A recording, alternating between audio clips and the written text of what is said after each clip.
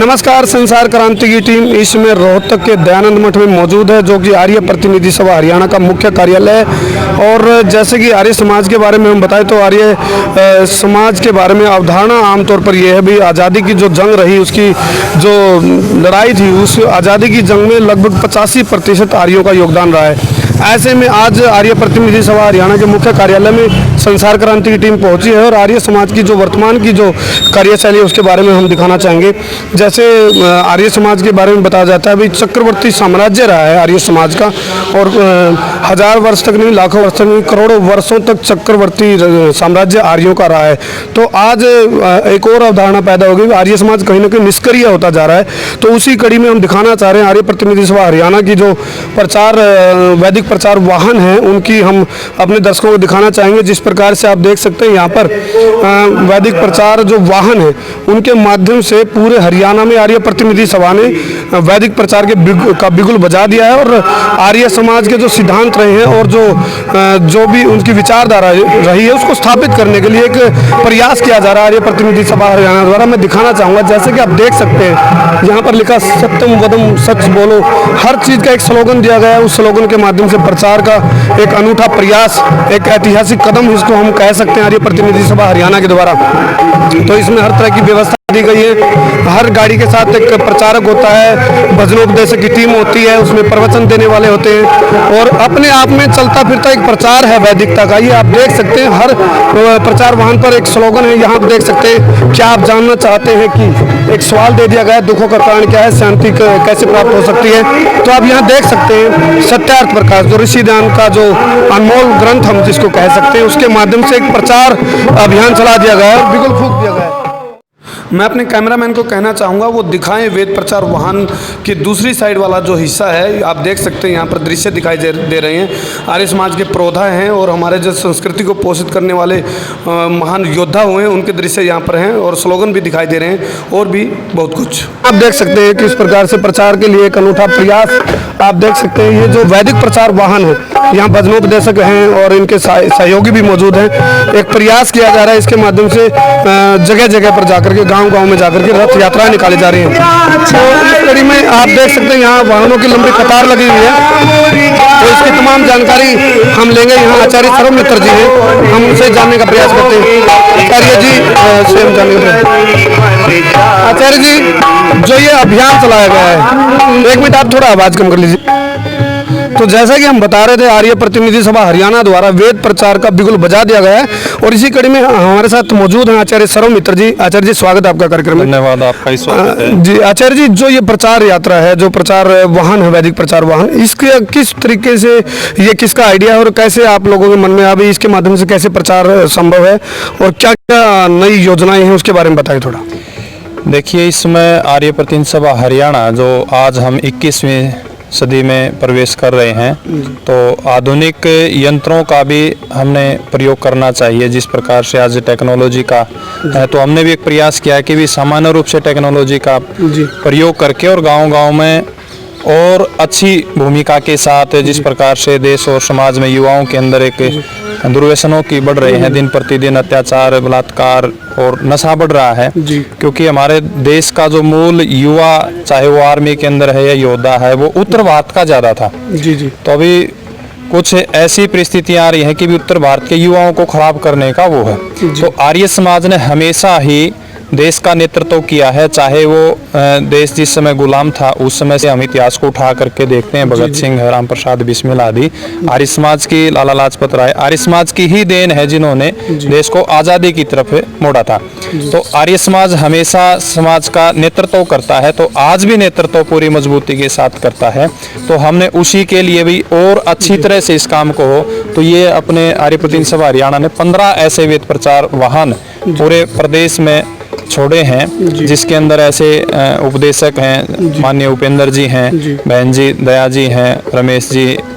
जो तो इसमें टेक्निकल, आपने कहा आधुनिक युग में हम प्रवेश कर चुके, जो तकनीक प्रयोग की जा रही है उसके बारे में थोड़ा आप बताएं। हमारे दर्शक जानना चाहते हैं क्या क्या तकनीक इसमें इस्तेमाल की गई है। देखिए, पहले प्रचार के लिए कहीं जाते थे तो वहाँ अलग से मंच लगाना पड़ता था, साउंड की व्यवस्था करनी पड़ती थी, क्योंकि भौतिकवाद है, थोड़ा सा साउंड का भी उसमें ये है, तो हमने इसके अंदर साउंड का एक अच्छा साउंड सिस्टम लगाया है और मंच भी गाड़ी के अंदर ही है, इको सिस्टम है, माइक की अच्छी व्यवस्था है, स्टेज भी बन जाती है, अंदर बैठ करके इसमें व्यक्ति एक स्थान से दूसरे स्थान चले जाते भी हैं छोटे, जिसके अंदर हम तरपाल आदि भी सारी व्यवस्था रखते हैं ताकि कहीं भी गए गाँव के अंदर अनाउंसमेंट किया, लोगों को सूचनाएं दी और अपना सारा रेडीमेड जिसको हम कह दें रेडीमेड हमारा कार्यक्रम पूरा तैयार रहता है। तो कैसे नतीजे मिल रहे हैं इसके बहुत अच्छे नतीजे गांव-गांव से मिल रहे हैं। पुनः जो पहले जैसे एक आर्य समाज की लहर थी तो पुनः उस आर्य समाज की लहर को युवाओं के प्रति, समाज में नारी के प्रति, शिक्षा के प्रति हम उसको लेकर के चल रहे हैं। बहुत अच्छा हुआ रहा है और उसका हमने युवाओं के अंदर जो हमने अब की बार देखा, बड़े आश्चर्य की बात है कि इतने आर्य वीर दल के शिविर अब की बार कम से कम 50 शिविर हरियाणा के अंदर लगे और प्रत्येक शिविर की संख्या 100-150 से कम नहीं रही। आर्य प्रतिनिधि सभा हरियाणा ने भी अपने नेतृत्व में शायद पहली बार ही शिविर लगाया था जिसमें लगभग 450 युवा आए और इतनी संख्या यदि हम खुले ओपन रजिस्ट्रेशन उनके करते तो 1000 के करीब रजिस्ट्रेशन। जागरूकता बढ़ रही है, जागरूकता इतनी जोर से बढ़ रही है कि आप उसकी कल्पना नहीं कर सकते। क्योंकि आज क्या है, जो तथाकथित जो अपने आप को धर्मगुरु कहते हैं, चाहे वो राम रहीम है, रामपाल दास है या और आसाराम आदि हैं, ये लोग गृहस्थी होकर के ऐश और आराम के लिए महाराज बनते हैं। तो आर्य समाज हमेशा वेदों की शिक्षा देता है, जो हमारी प्राचीन शिक्षा मानव मात्र के लिए जो है मनोभाव की शिक्षा देता है। ये लोग शिक्षा देते हैं कि आप कुछ भी दुष्कर्म करो, पाप कर्म करो, हमारे पास आओ और ईदन मम की भावना हमारे पास करो। आर्य समाज उसके लिए नहीं, आर्य समाज उनको प्रेरणा देता है कि आप जैसे कर्म करोगे वैसा ही फल पाओगे। तो इसलिए उन लोगों को सचेत करते कि आप बुरे काम न करें। चलिए, तो आर्य समाज में महिलाओं की भी अग्रणी भूमिका रही है और तो उस कड़ी में हमारे साथ बहन जी हैं, दया आर्या जी, उनसे भी हम जानने का प्रयास करेंगे। बहन जी, जो प्रचार यात्रा चल रही है वैदिक प्रचार वाहन के माध्यम से, क्या कहना चाहेंगे इस बारे में आप? वैदिक प्रचार यात्रा जो चल रही है इसमें हमारी बहनें अग्रणी रहती हैं, क्योंकि जहाँ पर भी वेद प्रचार के लिए हमारा रथ जाता है वहाँ पर बहनें ज़्यादा संख्या में होती हैं और भाई भी होते हैं इतने, लेकिन बहनें ज़्यादा। और प्रत्येक सार्वजनिक स्थान पर या विद्यालयों महाविद्यालयों में भी देखा जाए तो बहनें यज्ञ के माध्यम से, गीतों के माध्यम से या वैदिक बातें रख करके वैदिक संस्कृति का प्रचार प्रसार कर रही हैं। अब जैसे कि आचार्य जी ने कहा कि अनेक आर्य वीर दल शिविर लगे हैं, तो हमारे यहाँ भी आर्य वीर दल के माध्यम से 6 बेटियों के भी आर्य वीरांगना शिविर लगे हैं। जैसे कि रोहतक में अभी परसों ही समापन हुआ है, इसमें 97 बेटियों ने प्रशिक्षण में भाग लिया था। और अन्य स्वतंत्र रूप में या अन्य मतांतरों में भी आर्य समाज की वैदिक रीति को अपनाते हुए शिविर चल रहे हैं, जिससे बेटियों का चारित्रिक शारीरिक निर्माण हो और संगति संस्करण उनके अंदर बने रहें। तो बेटियां जैसे ऋषिकाएं पहले थी, वीरांगनाएं थी, उनको आदर्श रूप में मान करके अपने आप को आगे बढ़ा रही हैं। तो बहन जी, जो ये आर्य प्रतिनिधि सभा हरियाणा द्वारा जो ये एक मुहिम चलाई गई है वैदिक प्रचार यात्रा जिसको हम कह सकते हैं, तो इसका क्या आपको लगता है लाभ मिलेगा? हाँ जी, आज विज्ञान का युग है। आधुनिक युग में बच्चे नई सोच रखते हैं, समाज भी नई सोच रखता है। दूसरा, हमारे पास जो ये साधन है रथ यात्रा में, इसमें साधन इधर उधर से जुटाने में ये निभाना होता भाई कैसे करें, क्या होगा। इनके अंदर सभी सामान उपलब्ध होते हैं और इस प्रचार प्रसार का बहुत ही ज़्यादा प्रभाव समाज के अंदर पड़ रहा है। चलिए, बहुत बहुत धन्यवाद आप लोगों का। तो इसी कड़ी में आर्य प्रतिनिधि सभा हरियाणा के जो मंत्री हैं श्री उमेद शर्मा, वो भी हमारे साथ मौजूद हैं। तो मंत्री जी, हम आपसे जानने का प्रयास करेंगे, जो ये वैदिक प्रचार वाहन के माध्यम से वेद प्रचार यात्राएं आप लोगों द्वारा चलाई जा रही हैं, तो इसके मतलब इस अनूठी जो पहल है आपकी, इसके बारे में क्या कहना चाहेंगे?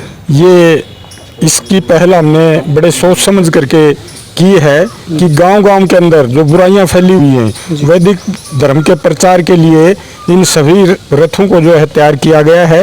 और हमारे जो जिला वेद प्रचार मंडल के अध्यक्ष हैं वो सभी एक एक रथ लेकर के गांव-गांव में जा रहे हैं, नवयुवकों को जो है तैयार कर रहे हैं और बुराइयों से उनको दूर करने की चेष्टा कर रहे हैं। प्रत्येक नागरिक को जो है वो जागृत कर रहे हैं वैदिक धर्म के प्रति। चलिए, तो मंत्री जी का भी साफ तौर पर कहना है वैदिक धर्म के प्रति कहीं ना कहीं जो शून्य हो गए थे संस्कार या फिर जो समाज के अंदर आर्य समाज विलुप्त सा होता जा रहा था, उसी कड़ी में एक ऐतिहासिक कदम हम आर्य प्रतिनिधि सभा हरियाणा का कहा जा सकता है, इसको हम कहेंगे। और आचार्य जी का भी साफ तौर पर कहना है आर्य समाज पहले भी मान रहा है, उनके सिद्धांत अकाटे रहे हैं और हैं और रहेंगे, तो उसी कड़ी में इसको आधुनिकीकरण दिया गया है।